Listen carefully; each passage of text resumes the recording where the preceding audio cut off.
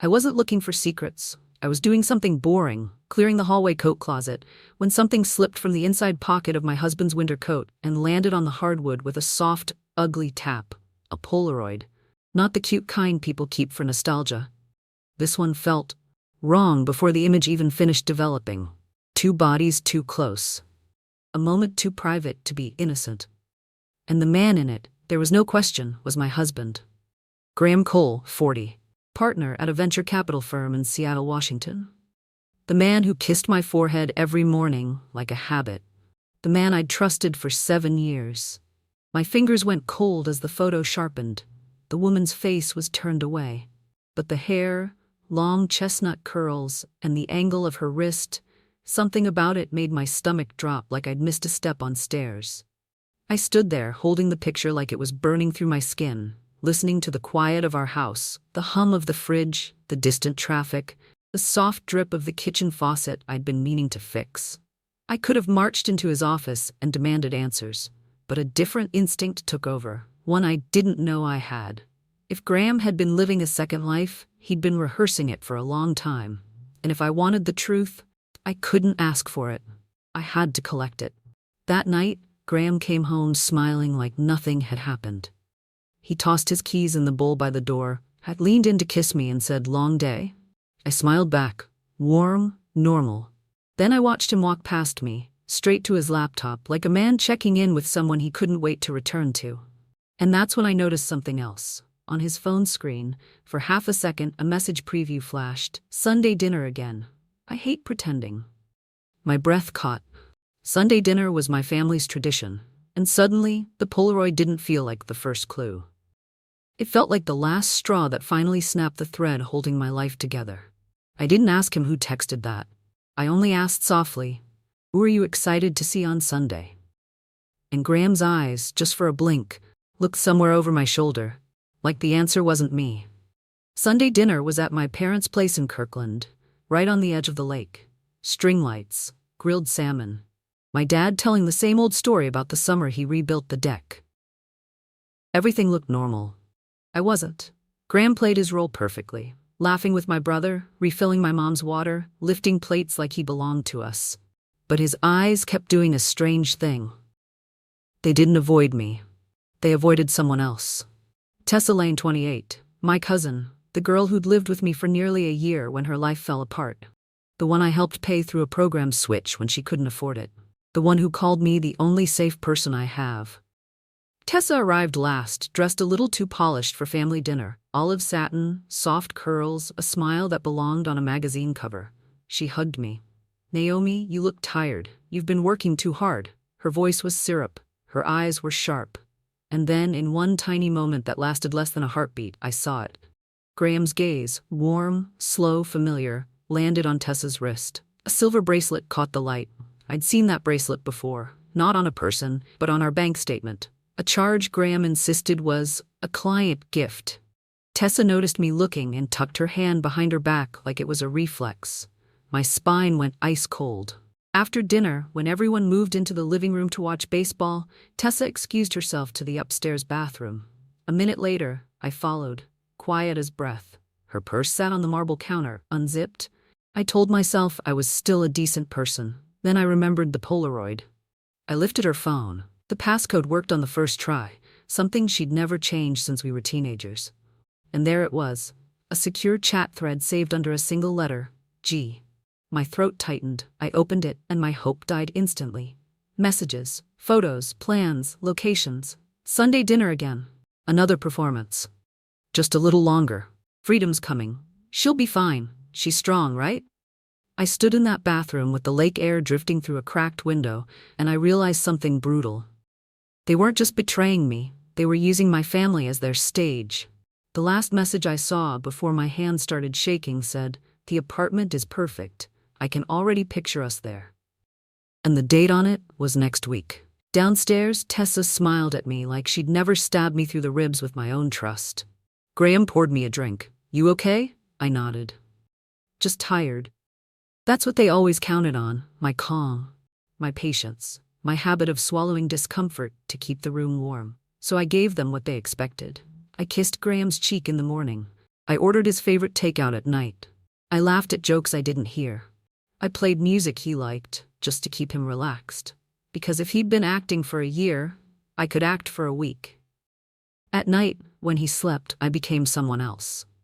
I didn't do anything dramatic. No screaming, no confrontation, no tears that could warn them. I did what Graham had never expected from me. I got organized. I tracked inconsistencies, small ones at first.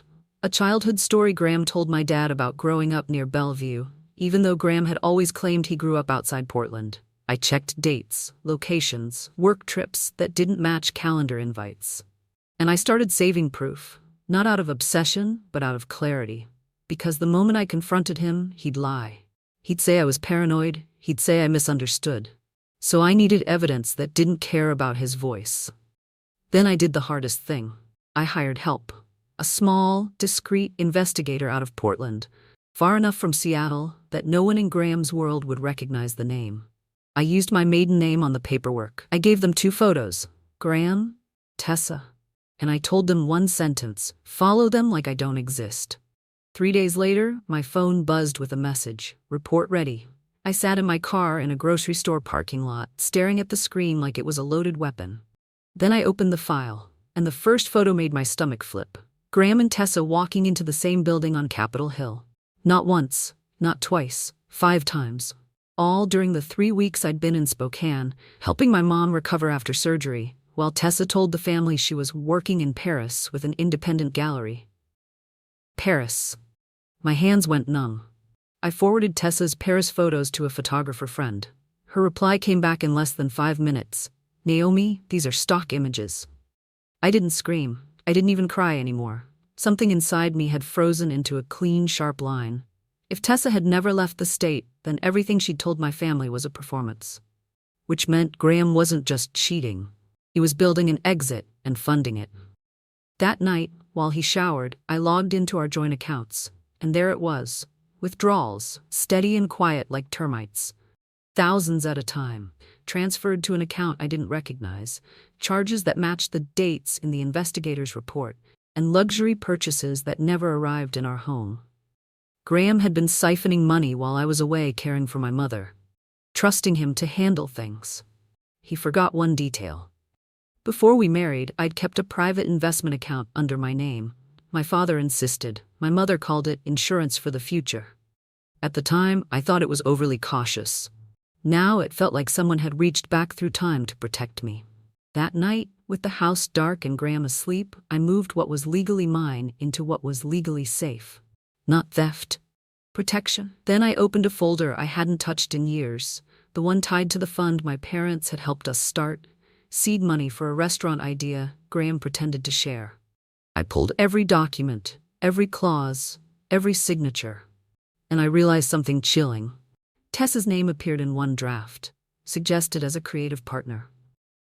The dream they'd been building wasn't just to leave me. It was to use the life I built as their foundation. I closed the laptop softly, like the sound could wake the past, and for the first time since the Polaroid, I felt something that wasn't grief. It was focus. I opened Tessa's chat thread again, and one message sat there like a countdown clock.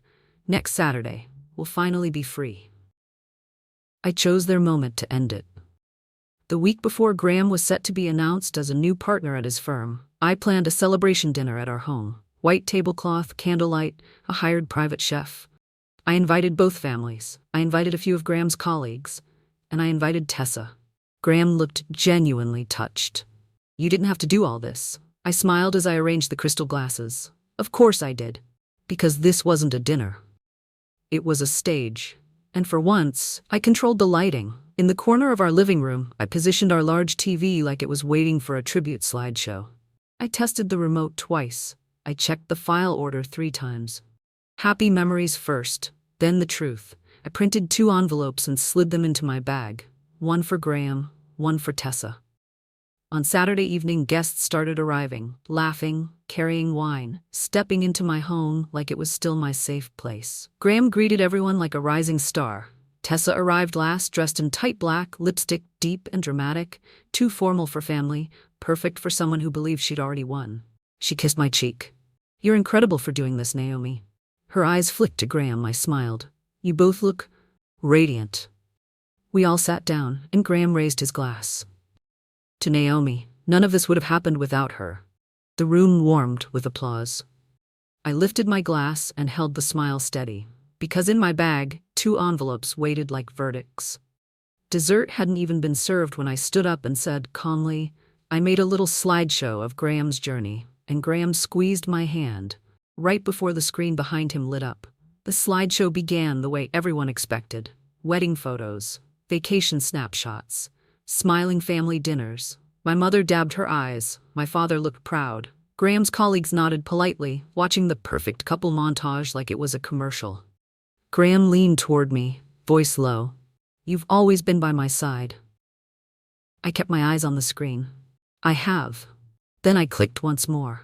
The room changed in a single breath. A photo appeared, grainy, time-stamped. Graham and Tessa entering the building on Capitol Hill. Silence snapped across the table like a wire pulled tight. A child's spoon clinked against a plate, loud as a gunshot. Graham's face drained so fast it looked unreal. He stood abruptly. Naomi?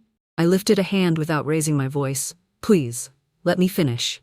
I clicked again. A screenshot of their messages, pretending gets harder each time. 1 more week. She'll get over it. My brother's chair scraped the floor. My father's jaw trembled.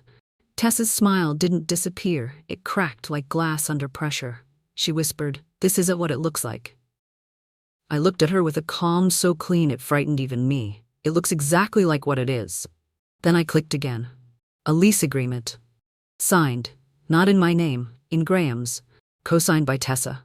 The dinner table had become a courtroom, and nobody could pretend it was still a celebration. Graham's voice broke, sharp and desperate. You're gonna ruin me. And I answered softly, No, you already did. I'm just turning on the light. I kept the slideshow moving. Bank transfers, dates, locations, proof that didn't need my emotions to be believed. Then I showed the Paris photos, side by side with the stock image sources my friend had identified. My mother covered her mouth. My father stared at Tessa like he didn't recognize her. Tessa's voice shook.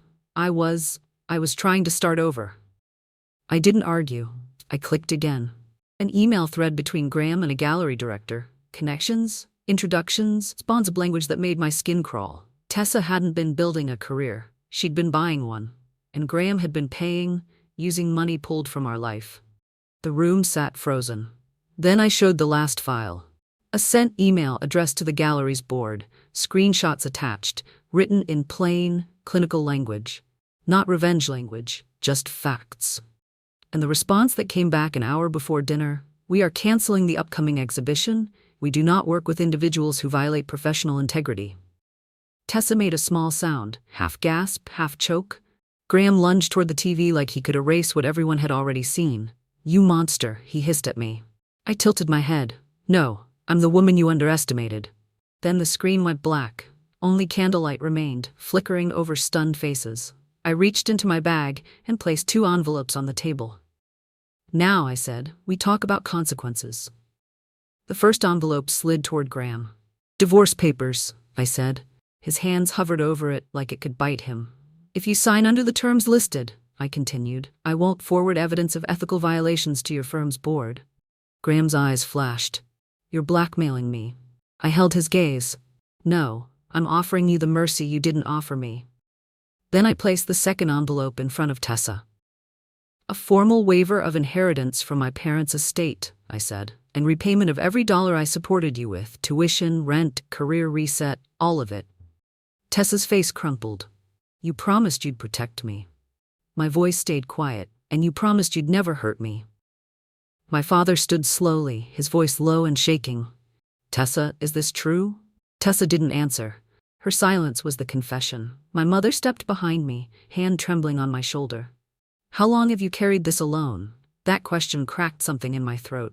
My voice wavered for the first time all night. Long enough.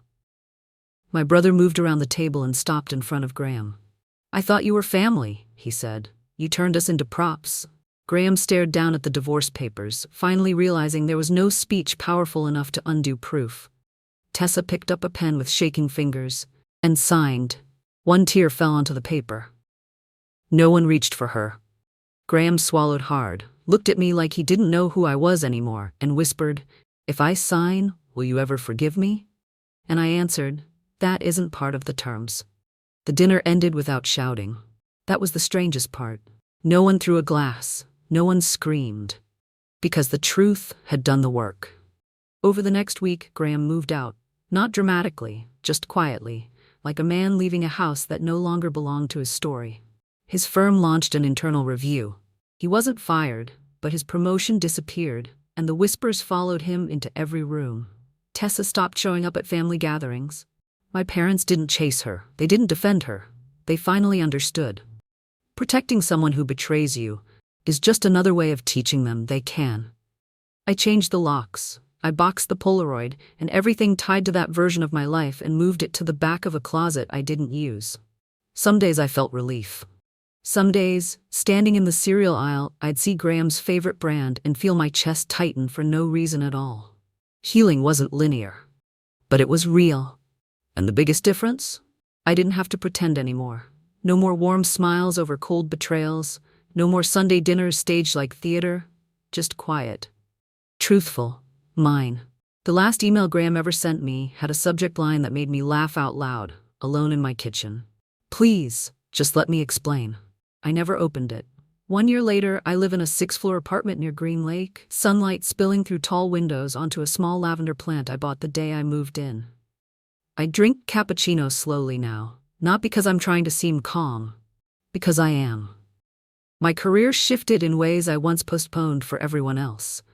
I took the project lead role I'd been too busy to accept back when my life revolved around making other people comfortable. Graham left Seattle after the review. Not in a dramatic downfall, just a quiet transfer that made his name smaller, his future narrower. Tessa sent 3 handwritten letters. The first blamed pressure. The second apologized. The third said, I wish I could go back. I kept them in a drawer, not to reopen the wound, but to remind myself of something I used to forget. You don't owe your peace to people who weaponize your kindness. Sometimes the strongest revenge isn't yelling. It's building a life so solid that their betrayal becomes a footnote, not a definition. And if you're reading this or listening to this, I want you to answer honestly. If someone betrayed you with a smile, would you confront them immediately? Or would you do what I did and wait until you held proof they couldn't escape?